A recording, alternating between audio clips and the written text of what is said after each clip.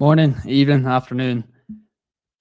I am happy to tell you that Cameron Smith is our 150th champion golfer of the year at the expense of a certain Rory McIlroy. But anyways, we'll move on from that. Come on.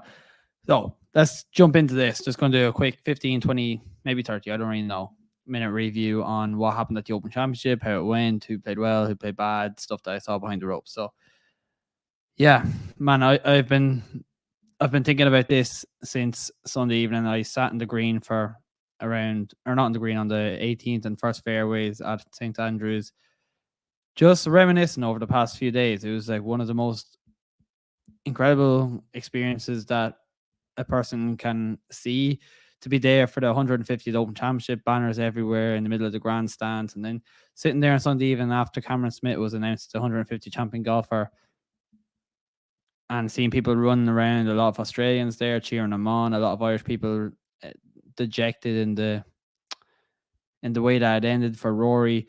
So yeah, I've had a bit of time. It's now Tuesday morning. I've had a bit of time to think about what happened, what I saw, and any cool things that I took away. So I'm just gonna jump into it. I suppose it all started on Thursday morning, and I won't go through every day, but it started on Thursday morning when I walked in, and you walk into the by the ticket officers, and you go walk in and you take a look up to your right hand side, and you're staring straight up the 18th and first fairways towards the R&A clubhouse, towards Russell's Hotel. Just an image that I'll never forget. It's almost like when you walk into a major stadium, whether it's Croke Park or Old Trafford, or for the first time, and you walk up the steps and you stand out and you see 70 or 80,000 people in front of you. That was a similar experience to what I had on Thursday morning when I walked in around 10:30 in the morning. After landing over at 3 a.m. just 7 hours earlier. So yeah, you look around, and first thing I recognized was how brown the course was. There was barely a shade of green on the fairways, apart from the greens, obviously. But on the fairways, just pure brown. Looked so firm, hard. I saw somebody's drive, I can't remember who, but somebody's drive just bounced in the fairway and took a massive hop straight forward. So I knew then we were in for a bit of a roller coaster of a ride. But just to dive in a little bit on Cam Smith, who, 150th Open champion, to go out and shoot 30 on a back nine on Sunday of any golf tournament, but especially of a major championship, is ridiculously good shooting. To open up from 10 to 14 with 5 birdies in the trot on a back nine that was only averaging 0.82 under par, and then birdied the 18th as well. So he made 6 birdies, shot 30 on the back nine, and it was only averaging 35.18. Is incredible shooting, and then make 2 birdies as well on the front nine. So what he did was remarkable and should always be remembered as one of the greatest sporting achievements, because he went and got it, which a lot of major championships are decided by a player backing down or crumbling under pressure. He went and got this, which was fair dues to him. Hands up. I suppose what I saw from my own side was the mental resilience that Cam Smith had. So Rory makes that birdie putt on 10. He's close to eagle. He makes the birdie putt, and Cameron Smith birdies 11.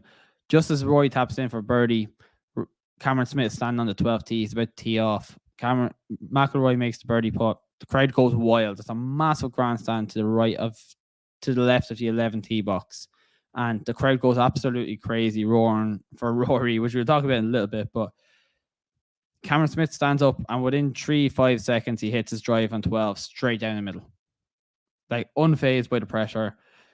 And this just happened all day. Like his up and down on 17 under all of the pressure in the world from in front of the bunker, which was one of the best shots we'll see in an Open Championship or a major championship, and it was a putt. Like a lot of people would have chipped that. A lot of people would have tried the crazy shot, would have tried something stupid. Cameron Smith just calm under the pressure, makes the putt right hand side, gives himself 12, 15 feet, and makes the putt. That's unbelievable mental resilience. And then even the 18th, like Cameron Smith tees off first, and Cameron Young knocks it, and Cameron Smith just knocks it down in front of the green. Cameron Young tees off. He drives it to about 12 feet, makes the eagle putt, as we all know. But Rory, after Cameron Smith teed off in 18, Rory hits his approach shot on the 17th. It lands to about 15 feet, and the crowd goes absolutely berserk. Cameron Smith's walking up the 18th fairway. He gets across Twilkin Bridge, and the crowd is roaring, "Come on, Rory!"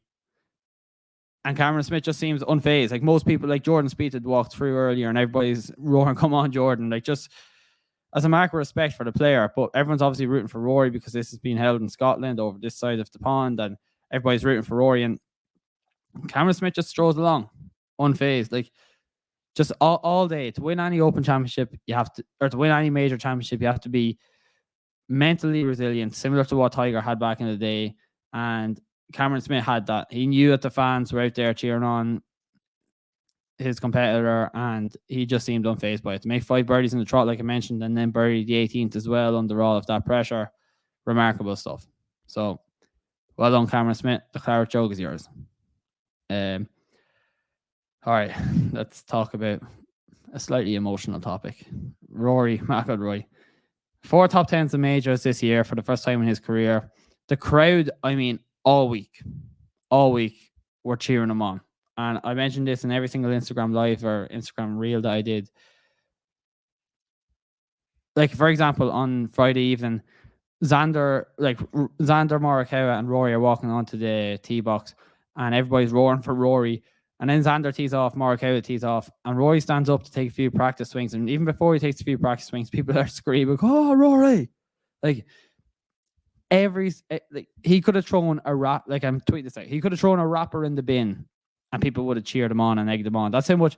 And like, it helps in a way. It obviously spurs him on, but also adds more pressure that a lot of people wouldn't be able to cope with. But it seems like Rory did cope with that pressure. So fair dues to him. I thought that was unreal, the amount of support that he had from the fans. And yeah, I've definitely taken that away as a memory. I suppose on Sunday, the putts just wouldn't drop. He missed them on the high side. I think he said this in an interview to Sky Sports or one TV broadcasters that every other day he felt like he got started inside the hole, and just for some reason he felt like he missed them all on the high side, and he's starting his putts all inside the hole, which you can see. Like in the first, third, and ninth holes, he missed from about inside 12, 15 feet. The 13th hole, he made an excellent putt, which stops 2 inches short. The 17th hole, he just misses on the left-hand side.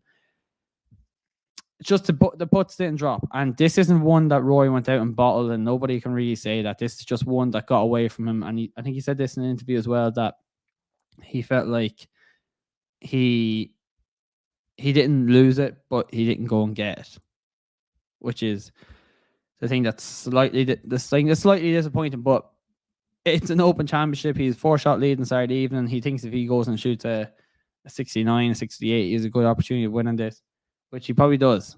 But yeah, that shot, I just want to point out that shot in the bunker shot on the 10th hole on Saturday. So I was standing just behind the 9th tee box, so I could see this. There wasn't too many of a crowd there, so we got a perfect view of it, and the place went crazy. I would have sworn it was the 18th hole on a Sunday of a major in Ireland or the UK, and Rory just holed out. It went berserk, and Rory just I saw the video clips. I haven't seen too much of the videos or too much coverage of the broadcast, but he stands up, he gives a little fist bumps to Harry, and he walks up and he struts. I mean, struts up. That was carnage, because holes 7, 8, 9, 10, and 11 are all pretty close to each other, and there's a massive grandstands watching all of them. They're all pretty close to each other, and the place just around that area, berserk. I suppose on a slightly emotional topic, like Rory obviously went and he did it.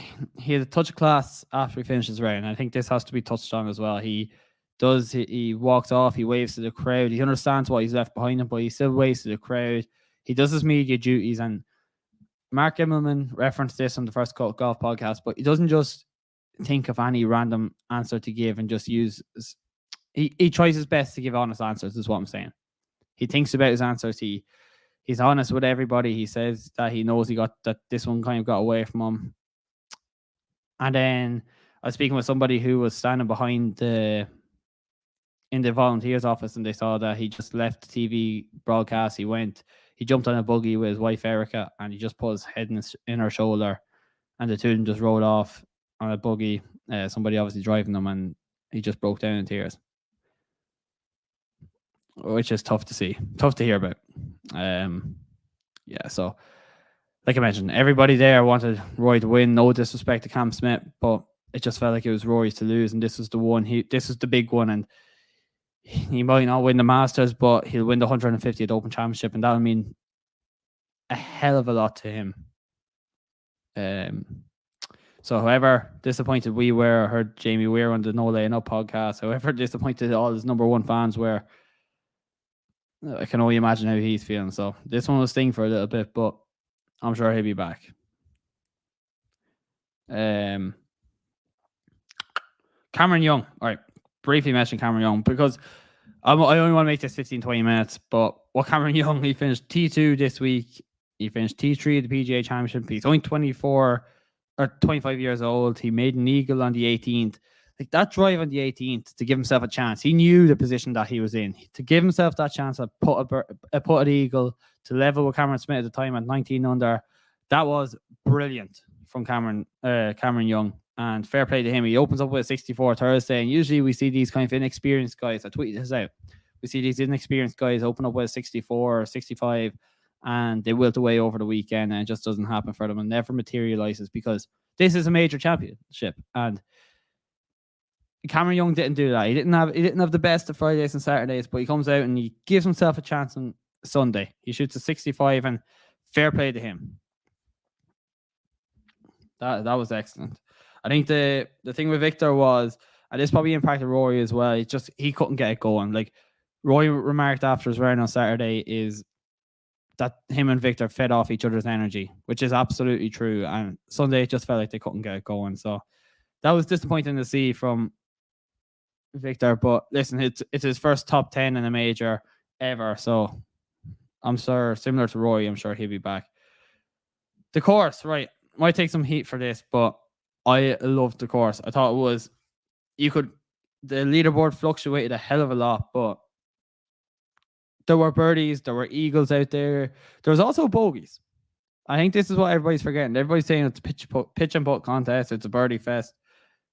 On Saturday, I think there was only one bogey-free round on the course, and that was Victor Hovland. Like, there were bogeys out there, and if you hit a bad shot, if you got a bad bounce, you could be punished. It wasn't like it was just drive it as far as you can and just hit it. You could still get a bad bounce and be scrambling and be hitting it sideways from a bunker. And like, for example, on Thursday, the 13th tee, the 13th hole.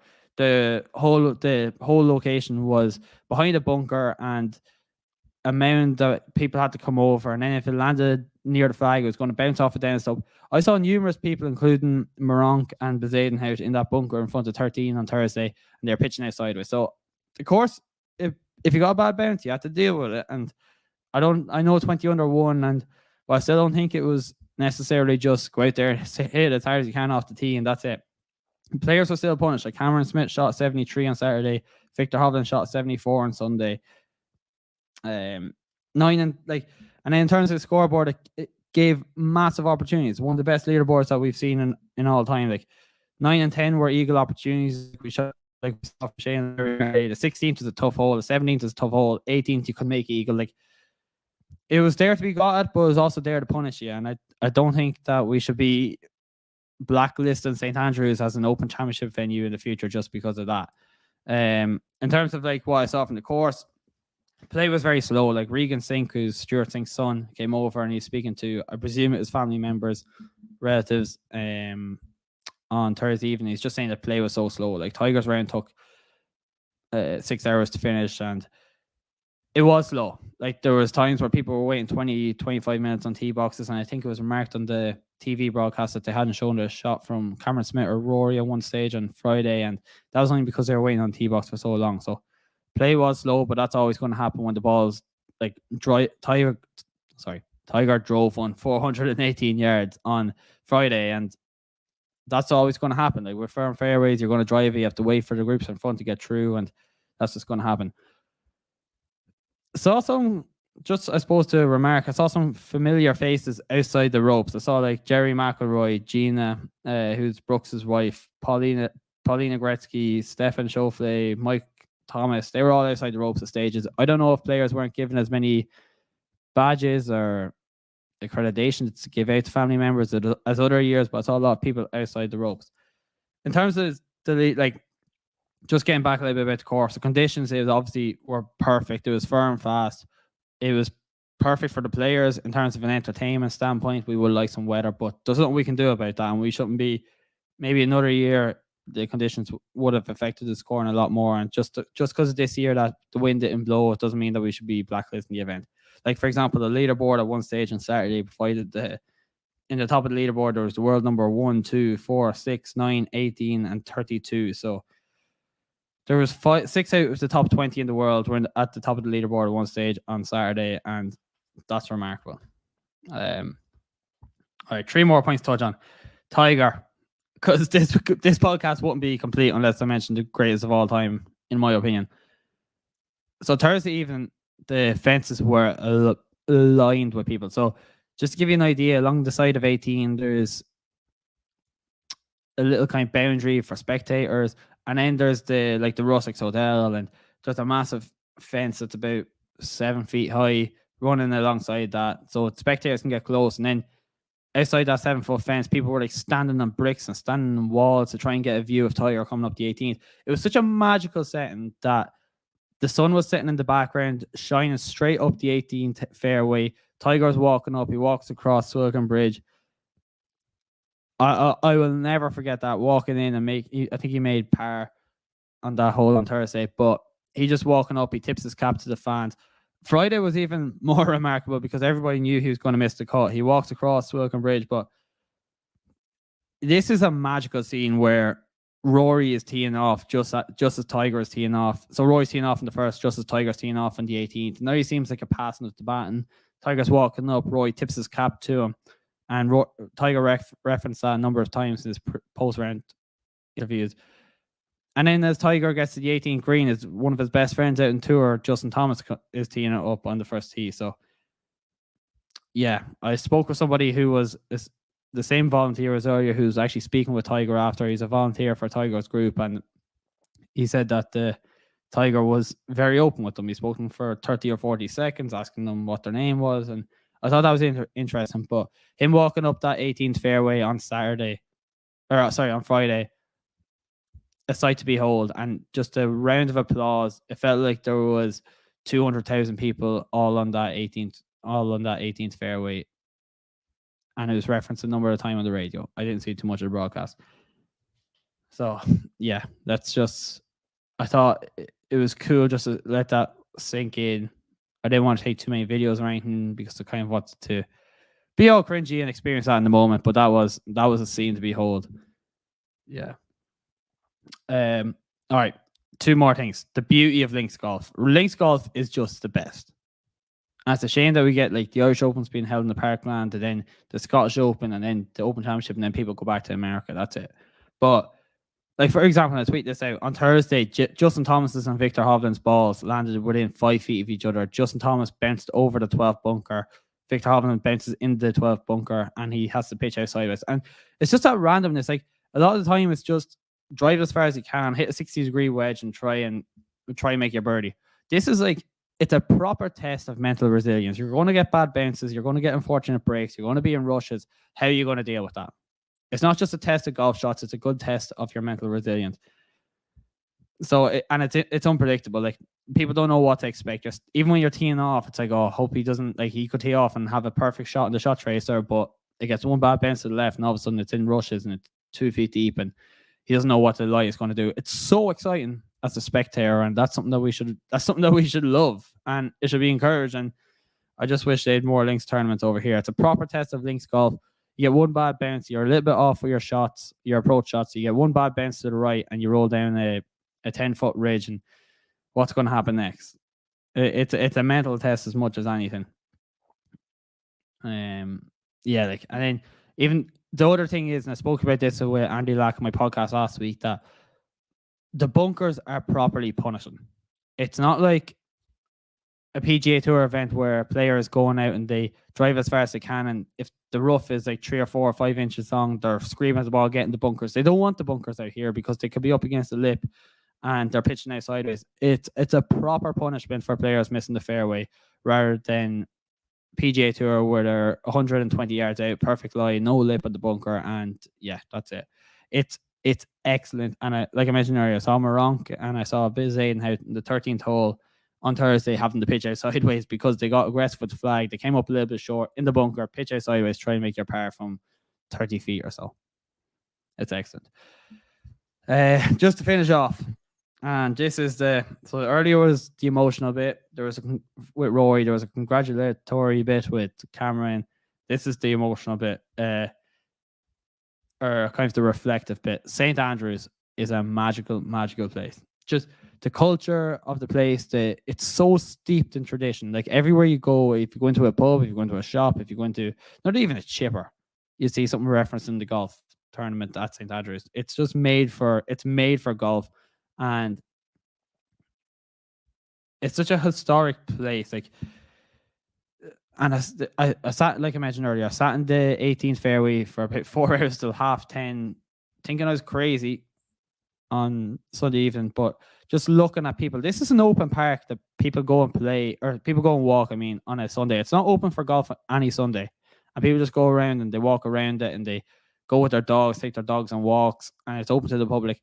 It's a magical place. And after the 18th hole on Sunday, it nearly became a park for people again. There was people running around with dogs. There was kids jumping in and out of the bunkers. There was adults there with golf balls that they bought in the pro shop, rolling it down the Valley of Sin. There was Michael Greta who's Jordan Spieth's caddy, walking with his family, just showing them the shot that Jordan had on Sunday, like asking I don't know if his son or whatever, like, what would you do here if you're taking Jordan's shot? And he puts it like he's making a practice swing, and it's just like it's so open, and people are just so happy to be there, and it's in such a magical setting that you're driving up the 18th into the little town, and it's an Arnia.